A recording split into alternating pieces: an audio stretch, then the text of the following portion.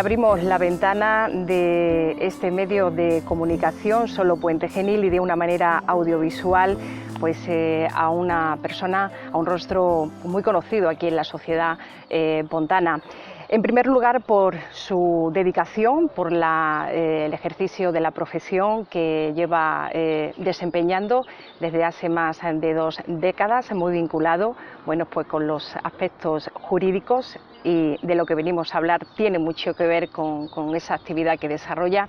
Y luego también pues debo decir que es un rostro conocido también en el mundo de las cofradías, sobre todo de una de esas cofradías que se procesiona el martes santo, la cofradía de nuestro Padre Jesús de los Afligidos, de Nuestra Señora del Rosario.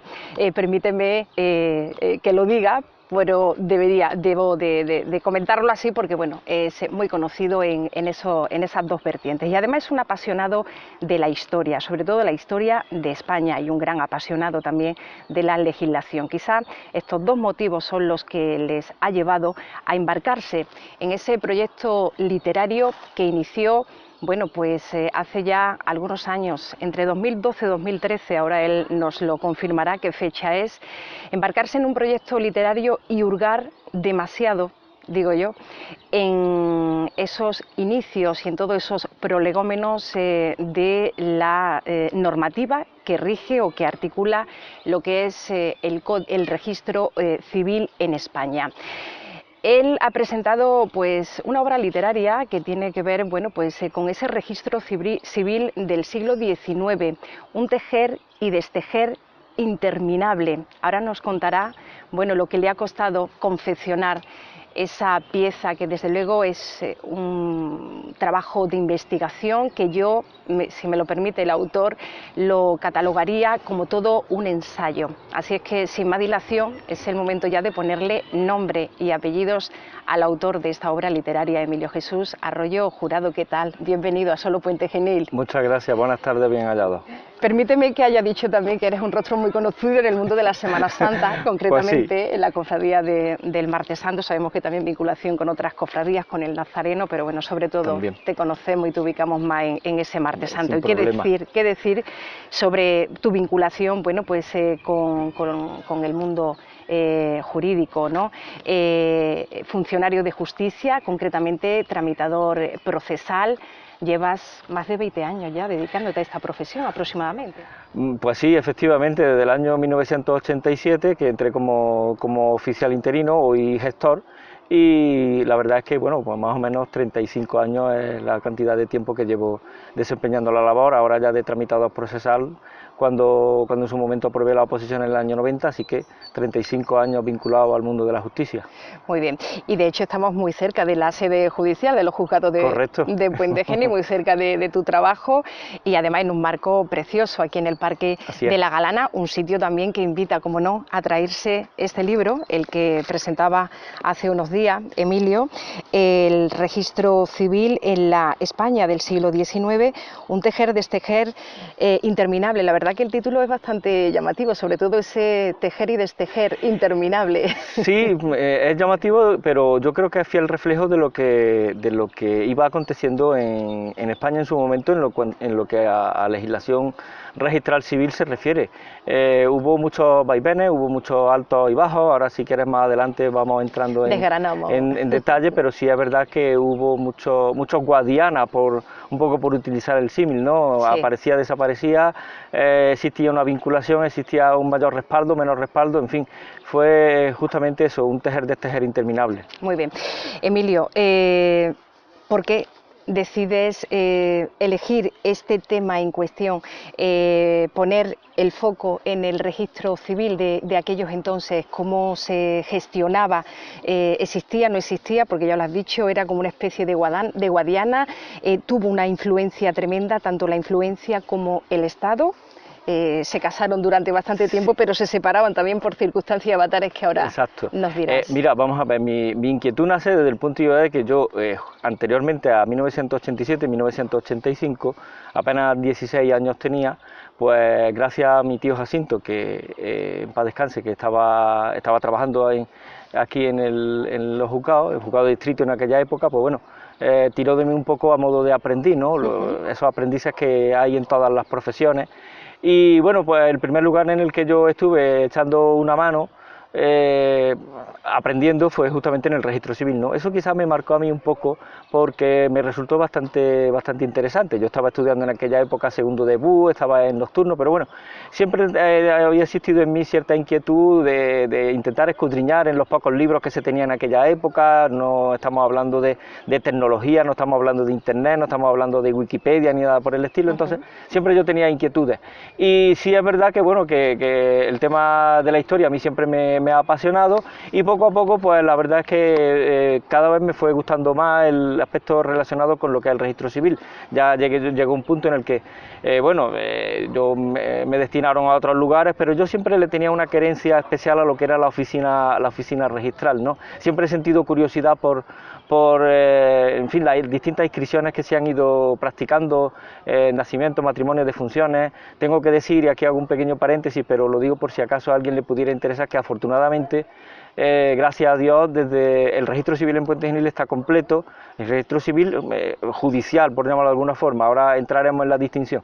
Desde 1870 Puente Genil tiene la suerte de atesorar pues todos los libros del registro civil. No tienen esa suerte otras localidades, como por ejemplo la vecina Herrera, que en 1936 los libros fueron un Pacto de las Llamas. Entonces nosotros la verdad es que tenemos que sentirnos satisfechos de tener un registro civil íntegro y completo de 1870. Eso fue un poco mi inquietud, exactamente, sí.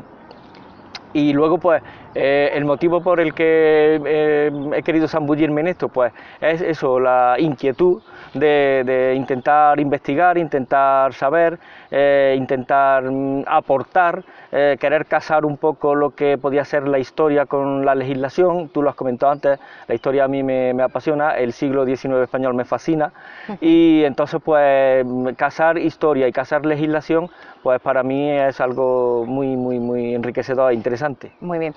Además, un proyecto que decides embarcarte, bueno, entre el año 2012-2013 aproximadamente. La verdad que, bueno, todo un trabajo de investigación que te ha requerido años para poder sacar todo ese jugo que se ha materializado en este trabajo, en este ensayo, diría yo, ¿no? Sí, hay quien lo califica de ensayo justamente, pudiera ser, no lo voy a negar, ¿no?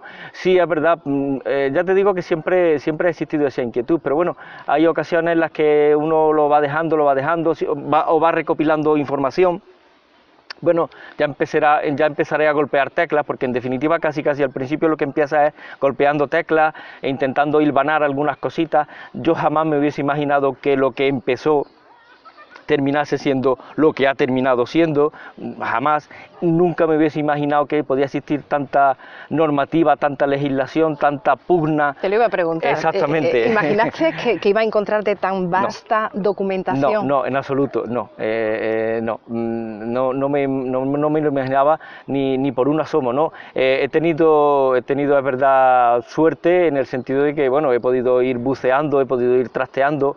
La publicidad que se le ha podido ir dando a determinada documentación, la verdad es que me ha beneficiado mucho. Todo lo he obtenido y todo lo he conseguido pues delante de la pantalla de un ordenador. No he tenido la obligación de acudir a determinadas bibliotecas, en fin, porque es verdad que todo lo he obtenido, unas cosas con más facilidad, otras con menos, pero bueno, la inmensa mayoría de las cosas y de la documentación que hoy podemos tener pues está al alcance de la ciudadanía, ¿no? Entonces pues la verdad es que sí, y yo nunca me hubiese imaginado que el registro civil diese tanto de sí y hubiese habido tantos intríngulis relacionados con el tema. Vale, bueno, está ahí al alcance o a la accesibilidad de cualquier ciudadano, pero vamos a abrir un paréntesis. Ha habido también algún que otro problema a la hora de acceder, ¿no? Sí. Hablaremos de esa cuestión porque me pareció, bueno, pues un tema que merece la pena detenerse durante unos minutos para explicar, bueno, pues algunas trabas que te encontraste a la hora de recabar toda esa información, pero no sin antes, bueno, pues explicarnos así, grosso modo, cómo se estructura un libro, porque, bueno, para las personas que no entendemos de aspectos jurídicos, temas tan técnicos, ¿no? Un lenguaje jurídico y demás, dice, bueno, ¿podré yo entender todo lo que aquí guarda este libro? ¿Cómo se estructura para hacerlo accesible y asequible al lector? A ver, es verdad que, bueno, que cuenta con tecnicismos, que duda cabe, ¿no? Y es verdad que el común de los mortales, pues tal vez algunas veces pueda perderse, pero sí es cierto que yo he intentado, insisto, he intentado utilizar un lenguaje, digamos, llano, un lenguaje accesible para todo el mundo. He querido huir del tecnicismo, porque sí es verdad que los comentarios que yo hago a propósito, pues bueno, en alguna que otra ocasión pues se puede utilizar algún tipo a lo mejor de expresión o de palabra un poco más técnica, pero bueno, yo creo que es entendible por el común de los mortales, ¿no?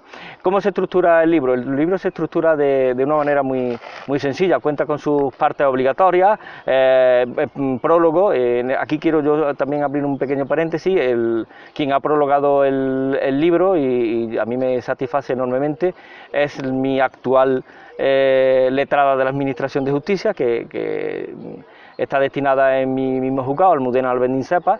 La verdad es que yo entiendo que dentro de lo que es el prologuista tiene que reunir dos requisitos.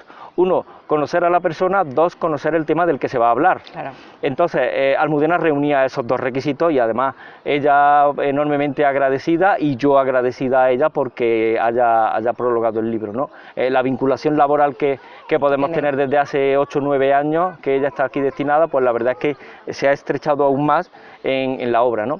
La obra está dividida en 3 partes, es un recorrido, es un viaje por el tiempo. La obra arranca a finales del siglo XVIII en Francia, casi en los prolegómenos de la Revolución Francesa.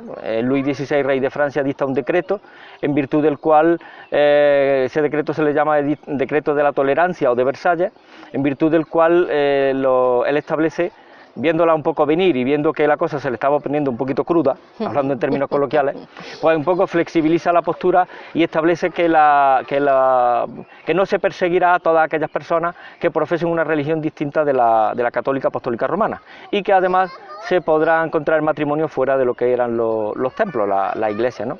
Entonces arranca ahí, a renglón seguido saltamos a España. En España vemos que todo sigue igual, no pasa casi nada o prácticamente nada, nosotros vamos a nuestro aire. Entonces el libro va avanzando, tiene 3 partes. La primera parte, como digo, empieza con el decreto de la tolerancia o de Versalles y termina con la caída de la monarquía isabelina, con la caída de la monarquía borbónica. Entonces, esa es la primera parte. Tiene una segunda parte que es desde que cae la monarquía isabelina, triunfa la revolución llamada de la Gloriosa, en 1868, hasta que la ley provisional de registro civil de 1870 entra en vigor, y una tercera que es desde la entrada en vigor, con el análisis de cada uno de los artículos de la ley y del posterior reglamento que se promulgó, hasta que en 1874, digo el final del texto porque no es una novela, entonces es un texto histórico, por lo tanto se puede decir perfectamente cuál es el final de la novela y no voy a desvelar nada. El libro termina con el pronunciamiento del golpe de Estado que el general Martínez Campos da en Sagunto, proclama rey de España al príncipe Alfonso, y en ese mismo momento se elimina lo que cae, lo que es el sexenio revolucionario, la Primera República Española, y comienza un periodo, digamos, un poco más sereno. No en vano a Alfonso XII le llamaron el pacificador, ¿no? Entonces, pero no es un libro de historia, es un libro en el que la historia es el telón de fondo sobre el que se va colocando las distintas disposiciones legales de manera cronológica. Bien, todo eso porque bueno, la historia, o en este caso el Estado, la clase política, va a influir muchísimo a la hora de gestionar esa oficina registral. Yo le pongo ese nombre, no sé si... Sí, no, bien, oficina registral, sí, sí, va a influir muchísimo, y va a influir muchísimo, lógicamente teniendo en cuenta los aires que soplen. Si soplan aires conservadores, el registro de las personas se le va a seguir asignando y se le va a seguir encomendando a las parroquias. Los párrocos van a tener la condición de servidores públicos, de funcionarios públicos, y se van a equiparar a lo que pudiesen ser los secretarios de juzgados. La fe que ellos den va a ser también una fe pública, en este caso eclesial. Y digo que en esos periodos de tiempo en los que la corriente, los aires que soplen sean conservadores, entonces digamos que el Estado va a legislar sin quitarle esa competencia a las parroquias, a la iglesia, y en aquellos periodos en los que los aires que soplen sean un poquito más vanguardistas, un poquito más liberales, un poquito más, digamos, de tendencia mucho más abierta, se va a intentar arrebatar la titularidad, el monopolio, porque en verdad era un monopolio, el monopolio registral a las parroquias, y se le va a intentar asignar a, en este caso, los ayuntamientos. Se va a crear, incluso se va a promulgar, se va a crear, incluso va a entrar en funcionamiento registros civiles municipales. Entonces ahí hay una tirantez, un tira y afloja, dependiendo de los aires que soplen. ¿Quién gobernaba? Exactamente, quién gobernaba. Bien, bueno, hoy por hoy, y creo que estás trabajando ahora mismo en esa parte, ¿no?, del registro civil aquí en Puente Genil. Bueno, ¿cuál es tu mirada hacia, contrastando la actual situación con lo que pasó en ese siglo XIX, bueno, pues, donde se le daba tanto poder a la Iglesia para hacer estas gestiones? Bueno, yo creo que hemos crecido un poquito, ¿verdad? Y además ya no solamente eso, quizá en aquella época arrebatarle a la Iglesia, a las parroquias, lo que pudiese ser la titularidad del registro, pero cuidado, no nos engañemos, no el registro de los nacimientos, los matrimonios, las defunciones, sino el registro de los bautizados, el registro de las bodas sacramentales y el registro de los entierros. Es lo que figuraba en ese asiento, sí, nada más. Sí, claro, porque claro, la Iglesia como tal no pisaba terreno que hoy en día es lógicamente competencia, y en aquel momento también podía serlo, pero lógicamente no se generaba la posibilidad, no pisaba un terreno la Iglesia como podía ser el aspecto relacionado con adopciones, pongamos por caso, ¿no? Entonces, la Iglesia estaba el registro parroquial estaba muy cerrado a unos determinados acontecimientos, tenía numerus clausus. Entonces, en determinados momentos el Estado, cuando fundamentalmente ha sido más vanguardista, ha dicho, oiga, esto no es suficiente, aquí necesitamos que hay otros acontecimientos en la vida de la persona, más allá de bautizarse, casarse sacramentalmente y que se oficien una exequia fúnebre, hay otra serie de acontecimientos dentro de la vida de la persona que se quedan ahí un poco como que no hay ningún anclaje ni ningún soporte en el que colgarlos, por llamarlo de alguna forma. Entonces, claro, era totalmente anacrónico el registro parroquial, bastaba, sí, pero no para todo. Bien, hubo algún que otro diputado, algún que otro político que animó, ¿no?, a que se diera ese paso hacia adelante, ¿no? Sí, la Revolución del 68, no soy historiador, tampoco pretendo dar clase de historia, y que me perdonen aquellas personas que entiendan muchísimo más que yo de historia, ¿no? La Revolución del 68, la llamada la Gloriosa, la verdad es que marcó un antes y un después, ¿no? Como consecuencia de la Revolución triunfó. En 1869 se promulga una Constitución. En esa Constitución, en el artículo 21, se establece la posibilidad de que en España se toleraría la práctica a los extranjeros de otra religión distinta a la que hasta ese mismo momento se profesara, la católica apostólica romana, ¿no? Y luego en el siguiente párrafo se establecía que, bueno, que si había españoles que tampoco quisieran profesar esa religión, pues bueno, que también se toleraba, ¿no? Era un paso hacia la laicidad. Lo que se iba buscando era laizar la norma, que el Estado cogiese la rienda de lo que era la legislación. Secularizar, digamos, sí, secularizar, exactamente. ¿Qué pasa? Claro, hubo una oposición por parte de la oposición, claro, todos aquellos diputados que en su momento vieron cómo desde las corrientes más vanguardistas, más progresistas, se planteaba la necesidad, casi se presentó una proposición no de ley que casi era una ley de base, una proposición de una ley de base a propósito del registro civil. ¿Qué ocurre? Pues que claro que ahí hubo sus discusiones, la segunda parte de la obra pues abarca justamente lo que son las discusiones parlamentarias, muy interesantes. Yo la verdad es que, en fin, no digo que el libro no merezca la pena porque entonces me estaría pegando un tiro en el pie, ¿no? Pero sí es verdad que esas discusiones parlamentarias pues la verdad es que son muy interesantes porque... Es una de las fuentes de donde has bebido, ¿no? Sí, las fuentes de las que yo he bebido han sido fundamentalmente el BOE, que en su sección, en su parcela de publicación histórica de la Gaceta, pues de ahí es de donde yo he extraído y la web del Congreso de los Diputados fundamentalmente. Volviendo otra vez, que nos hemos desviado en este tejer y destejer, hablábamos, bueno, a la hora de sacar adelante la promulgación, ¿no? La instauración de esta primera ley del registro civil. Hay ahí, bueno, pues dos corrientes, digamos, los conservadores como que no estaban muy de acuerdo, ¿no? Y los más vanguardistas que empujaban para que eso siguiera adelante, correcto, ¿no? Exactamente, sí.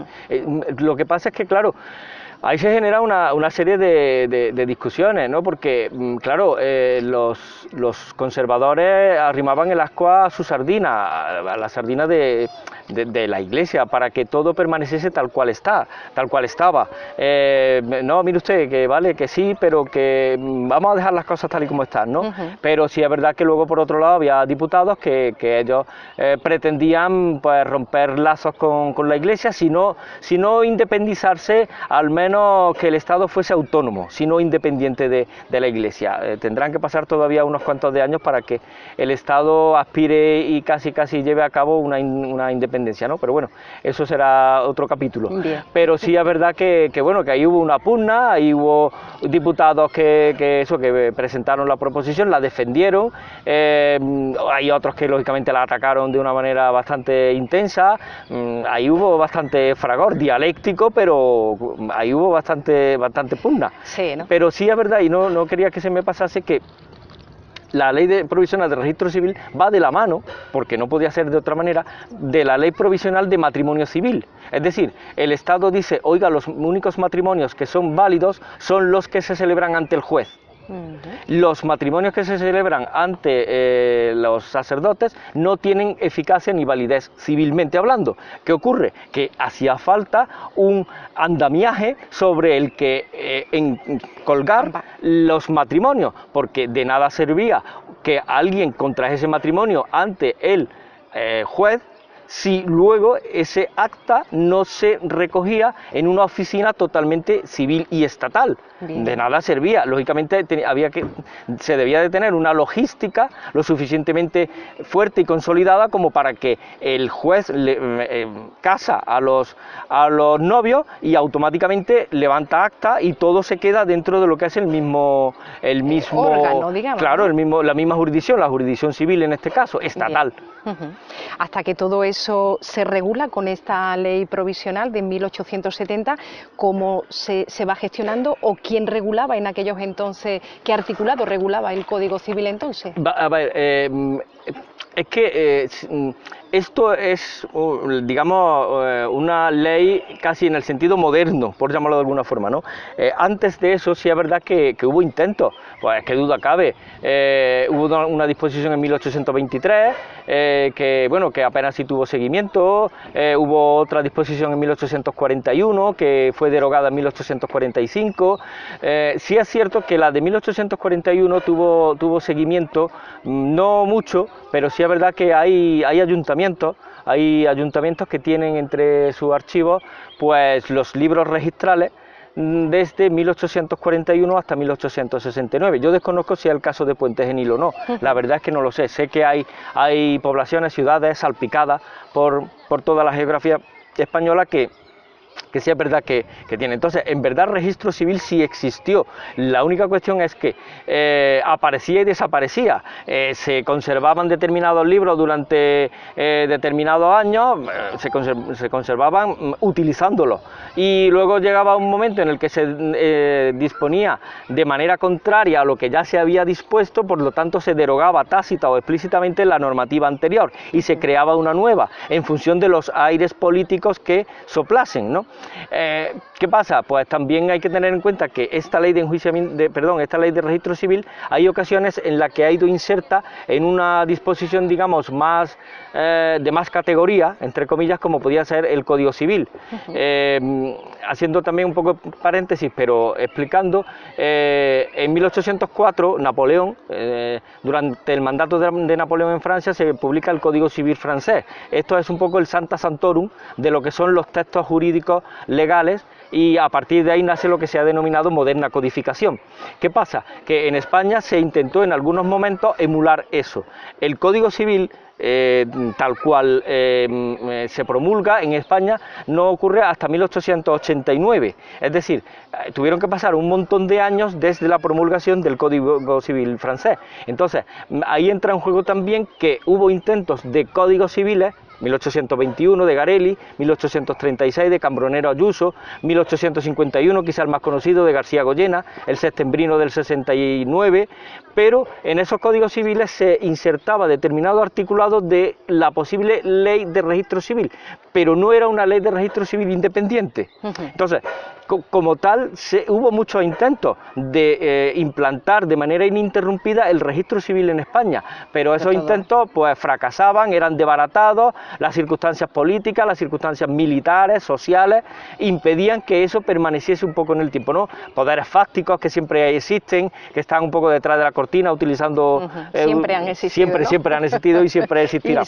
y siguen, entonces, ¿no? Pues sí es verdad que esta ley de 1870, ojo, que nace con el apellido de provisional, porque en su momento se dice que bueno, que vamos a aprobarla, vamos a tirar para adelante, vamos a sacarla, porque hay gente que nos está presionando, vamos a sacarla. La ley de matrimonio civil nace de la mano y se llevan solamente un día. Las dos leyes, la de registro civil y la de matrimonio civil, se llevan un día en cuanto a publicación en el OIBOE, en la Gaceta de Madrid. ¿Qué ocurre? Pues que había mucha prisa, venga, vamos a sacar para adelante la ley y luego ya vamos a discutirla. Le ponemos el apellido de provisional y luego ya la discutiremos, porque era mucha la necesidad que había de sacar algo que fuese laico y que, digamos, le diese un poco la espalda a la Iglesia. Bien, bueno, pues un largo recorrido, ¿no? El que has debido hacer para sacar tanta información. Ahí llega esa promulgación de la ley provisional del registro civil, 1870. Te preguntaba antes a micrófono cerrado, imagino que no será la que tenemos actualmente, ¿no? No, ¿Ha habido modificaciones o nuevas? Ha habido nuevas. Esta ley provisional del registro civil, que termina siendo provisional, es decir, pervive como provisional. Es verdad que hubo un intento, y estoy un poco desentrañando el libro, es verdad que hubo un intento en 1872, se llevó a las Cortes, se llevó la discusión de un nuevo texto para que tuviese la consideración de definitivo. Pero sí es verdad que bueno, que si el siglo XIX es convulso, el sexenio revolucionario también es convulso.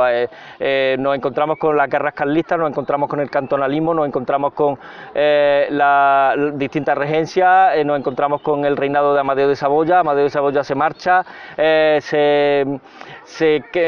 nace la primera república. Entonces no hubo tiempo de discutir parlamentariamente ese proyecto de ley definitiva de 1872, que pudo ser la ley definitiva.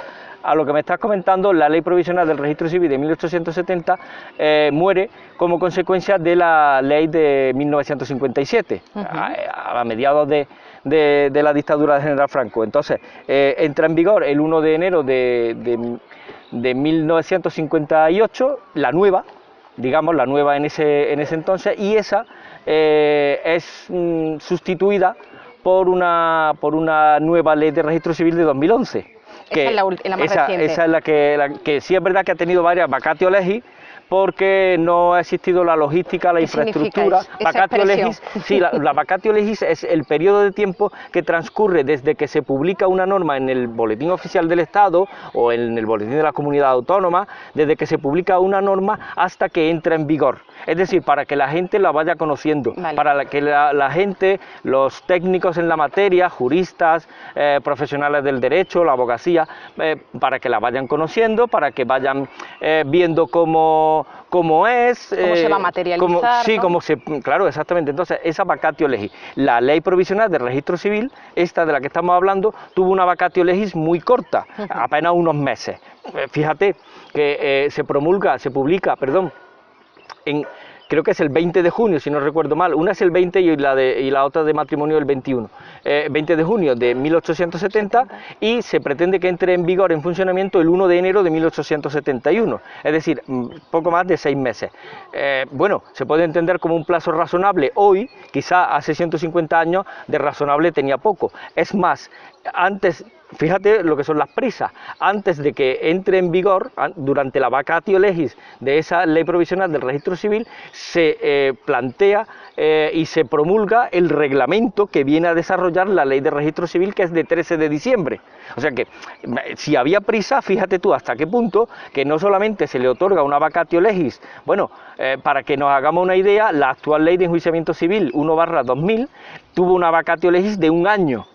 O sea, estamos hablando que en 6 meses... 6 meses, hace 150 años, era el plazo que se le otorgaba a esa norma para que más o menos los juristas, jueces, profesionales la pudieran conocerla. Mientras que, fíjate, en el año 2000... se le concedió a la actual ley de enjuiciamiento civil que tenemos, que vino a jubilar a la de 1881, se le concedió 1 año de vacatio.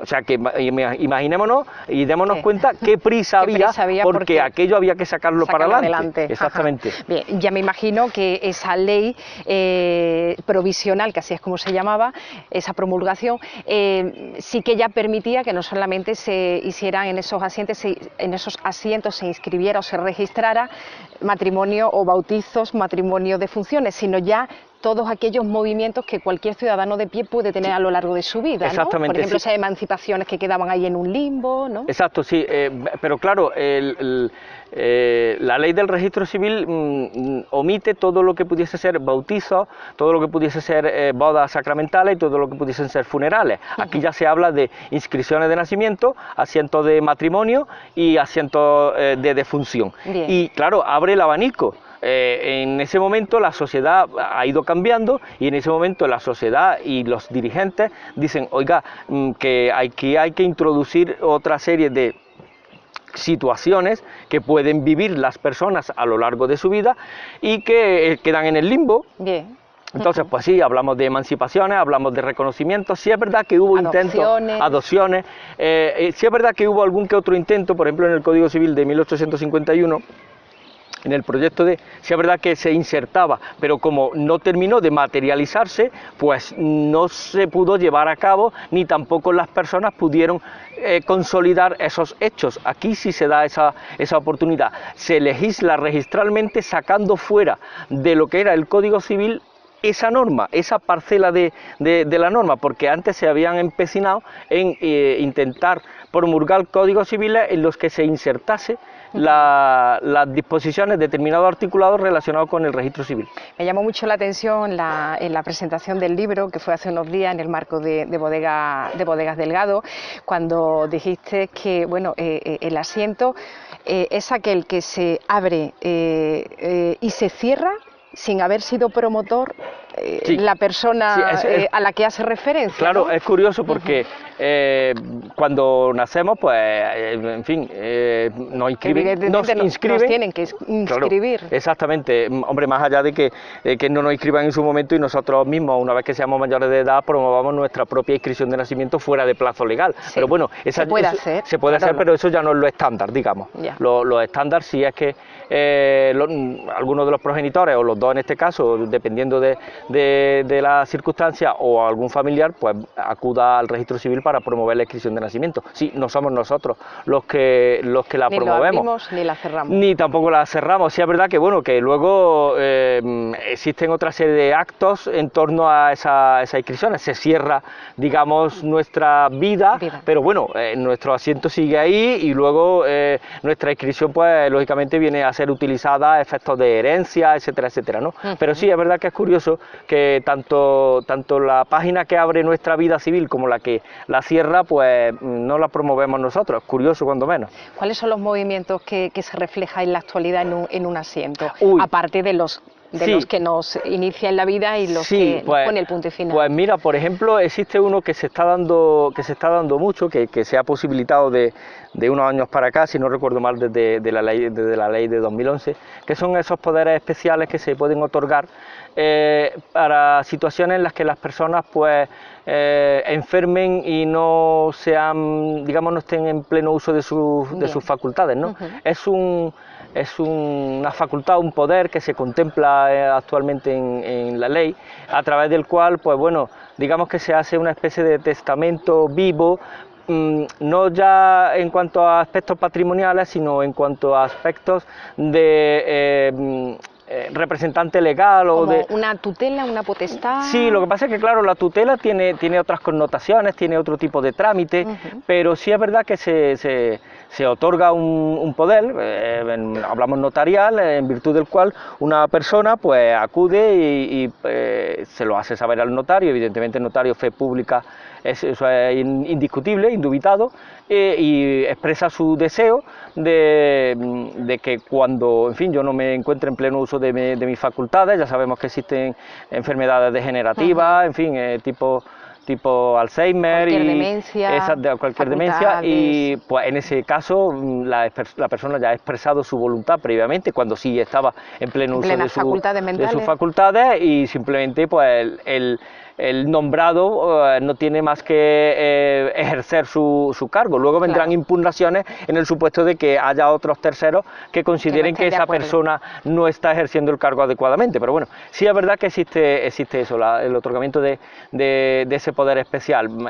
Estamos hablando que eso sí existía pues prácticamente desde entonces, el tema de emancipaciones, digo que existía desde entonces las emancipaciones, existían pues, bueno, la declaración de incapacidad actualmente se ha modificado recientemente, en julio se ha modificado el aspecto de la incapacidad, ahora ya se denomina de otra manera, personas necesitadas de apoyo, en fin, y las tutelas, las curatelas se inscriben. Es un abanico muy amplio de asientos que se pueden generar. Sí, es verdad que es muy rico. Yo la verdad es que me siento muy cómodo nadando en esa agua. Muy bien, ¿no? Yo me siento cómodo. Lo de bucear bien, en fin, no quiero ser tampoco demasiado vanidoso, ¿no? Pero bueno, me siento cómodo nadando en esa agua. Pero solamente tal y como lo transmite se pues nota. Yo te lo agradezco, Rosa. Emilio, el tiempo es oro y tenemos que ir ya cortando. Sí, pero hay una cuestión que no quiero dejar pasar.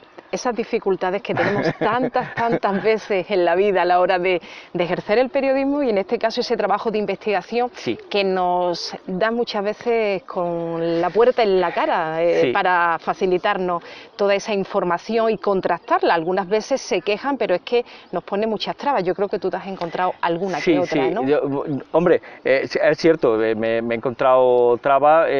Lo que sí es verdad que no tengo inconveniente en comentarla, pero sí es verdad que no me gustaría que se quedase empañada la cuestión por esa traba, ¿no? Sí es verdad, en un momento determinado de mi fase de investigación, pues necesité una determinada documentación que se custodiaba en el archivo de la Comisión General de Codificación, dependiente del Ministerio de Justicia. Acudí, le mandé la correspondiente solicitud de acceso, y entonces pues resulta que me la denegaron por una serie de circunstancias, amparándose en un Real Decreto del año 2015. Entendían que yo no acreditaba suficientemente o que no tenía la condición de investigador. Bueno, bien, yo la verdad es que me sentí un poco, incomodado, ¿no? Acudí al defensor del pueblo para que, en fin, mediase e interpelase a la comisión para que me dejase acceder a esa información. Estamos hablando de un proyecto de Código Civil de 1836, fue proyecto, no llegó a publicarse y es de hace casi 200 años, ¿no? Entonces, pues bueno, el defensor del pueblo me contestó, yo lo entiendo de la siguiente forma, poniéndose de perfil. No me quitaba a mí la razón, tampoco se la daba a la comisión y no entraba en el fondo, ¿no?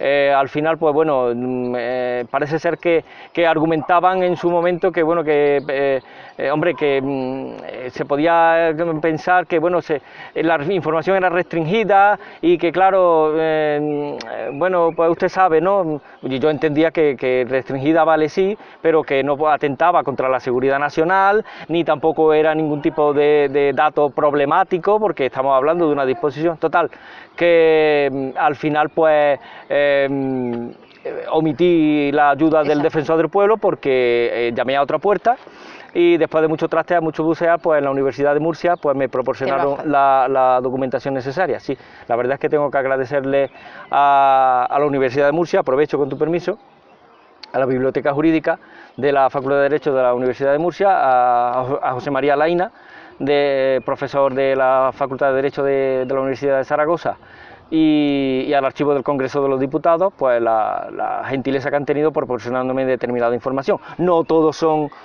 oscuros, también hay claros en este sentido. Aprovecho también para agradecerle a Bodegas Delgado la sesión de sus instalaciones. Y algún docente también de aquí del instituto, sí, ¿no? También, en la parte histórica. José Manuel Jiménez, que sin ir más lejos esta mañana he estado con él, he estado entregándole un libro y tal, y la verdad es que sí, él muy agradecido y yo también agradecido a él por su labor. Vale. La ilustración, que quiero decirlo también, la ilustración es muy original. Sí, es una obra de un ilustrador que se llama Pep Montserrat. Así que por eso digo que quiero intentar ser lo más agradecido posible. Bueno, pues una labor bastante ardua el haber confeccionado esta pieza literaria que, bueno, hay que empezar ya a desgranarla poco a poco. Yo creo que este sitio, el Parque de la Galana, es un sitio fabuloso, maravilloso, porque aquí con esta tranquilidad, bueno, pues traerte el libro y darte, bueno, pues unos paseos por estas páginas. Emilio, te despido, pero ¿cuál es el reto en la actualidad del registro civil aquí en Puente Genil? ¿La digitalización o estáis en ello? Sí, bueno, existe, es verdad que hace unos años se empezó a digitalizar. Afortunadamente está actualmente digitalizado, hablo de toda España, las distintas secciones del registro civil, de la primera hasta la cuarta, desde 1950 en adelante. De 1950 hacia atrás, la búsqueda tiene que hacerse pues, de manera tradicional, cogiendo el libro, si el libro tiene índice, buscando a la persona dentro del índice, si no tiene índice, que existen algunos que no lo tienen, pues pasando hoja a hoja, ¿no? Entonces, pues bueno, es una dificultad añadida. Si la inscripción versa desde 1950 en adelante, pues sí es verdad que está en un macroordenador al que tenemos acceso a través de una intranet.